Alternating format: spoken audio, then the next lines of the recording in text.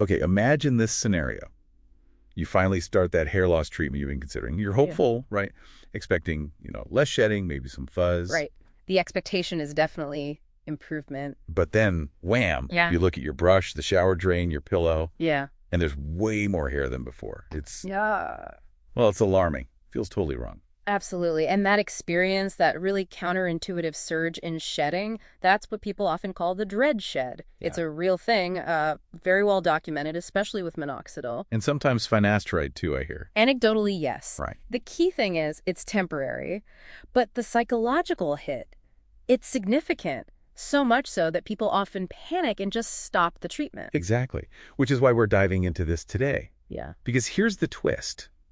That shedding, that scary part, it's usually not a bad sign. Not at all. In fact, it's often a sign the treatment is actually kicking things into gear, really engaging with the follicles to reset their growth cycle. Okay, so let's unpack that. How does hair normally work? We need the basics first, I guess. Definitely. So think of your scalp covered in thousands of tiny hair follicles.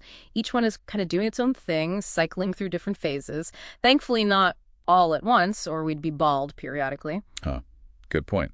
So what are the phases? Well, the main one is anagen. That's the growth phase. It lasts a long time, like maybe 2 to 8 years. Most of your hair, maybe 85–90%, is in this phase right now. Okay, growing for years, got it. Then there's a short transition phase called Catagen. Only lasts maybe 10 days to 3 weeks. The follicle just starts to shrink back a bit. Transitioning, okay. After that comes Telogen, the resting phase. This lasts about 3 months. The hair stops growing, it just sits there, but it's still anchored in the follicle. We call this a club hair. Maybe 10–15% of your hairs are resting like this. Well, right, the club hair, I've heard that term. And finally, Exogen. That's the actual shedding phase. A new hair starting its anagen phase pushes that old Telogen club hair out. That's your normal, everyday shedding, maybe 50 to 100 hairs a day. It's staggered. Okay, asynchronous, staggered shedding. Makes sense. So what happens when something like minoxidil enters the picture? How does it cause this dread shed?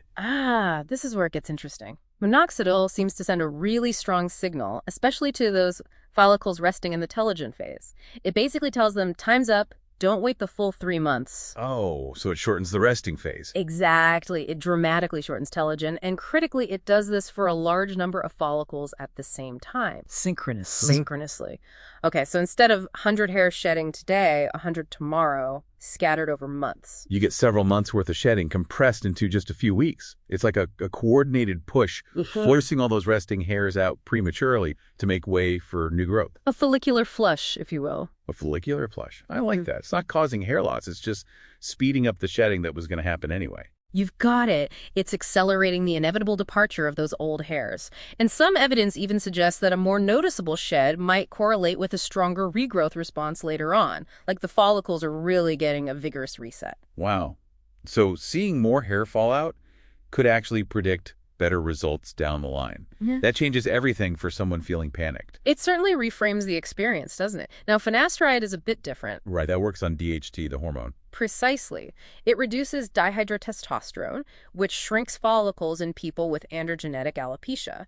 By tackling the underlying hormonal issue, it helps normalize the cycle. While it's usually less dramatic than minoxidil, some people do report a temporary shed with finasteride too, as the follicles sort of readjust. Okay, so if you're going through this, what are the key things to watch for? The timeline, maybe? Yeah, timeline's important.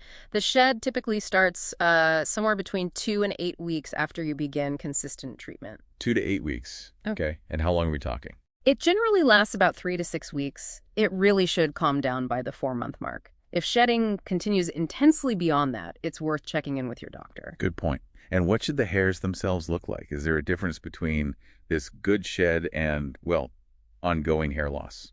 Absolutely crucial distinction. A positive dread shed involves mainly full-length, mature terminal hairs, your normal-looking hairs. And importantly, look at the root end. You should see a tiny, hard white bulb. That little white bulb? Yes, that's the keratinized base of the club hair. It confirms the hair came from a follicle that was in the resting telogen phase. It completed its cycle. Okay, so full hairs with white bulbs, good sign, likely the dread shed. What's the bad sign then? If what you're shedding is mostly short, fine, wispy, almost translucent hairs, those miniaturized vellus-like hairs, that's different. That suggests the underlying hair loss process, like AGA, is still actively shrinking follicles. That's not the dread shed. That's a sign the condition is progressing. Gotcha. So check the hair length and the root bulb. After the shed stops, say around month 3 or 4, what's next? That's when you start looking for the positive signs. Very fine, soft, short hairs, almost like peach fuzz, appearing in those thinning areas. Those are the first new hairs popping up, the first shoots of spring, you could say. Your baby here. Exactly. They'll mature and thicken over the following months. But this leads to the most important reminder. Patience, right. This sounds like a marathon. Absolutely. A marathon. If you stop the treatment during the dread shed, you halt the whole process just as it's starting to work. You won't get to the regrowth phase. Visible, significant improvement often takes 4 to 6 months, sometimes even longer. You have to stick with it. It's like that spring cleaning analogy you mentioned. Got to clear out the old stuff before the new can really take hold. Precisely. Pruning the old growth to let the new, vibrant shoots flourish. It makes perfect sense biologically, even if it feels scary initially. It really does. Yeah. So maybe the final thought for everyone listening is this. Sometimes real transformation requires going through a period of, well, intensified change first, even if it feels like a step back initially. That's a great way to put it. Letting go of the old, sometimes quite literally shedding it, might just be the essential first step to embracing real, meaningful new growth.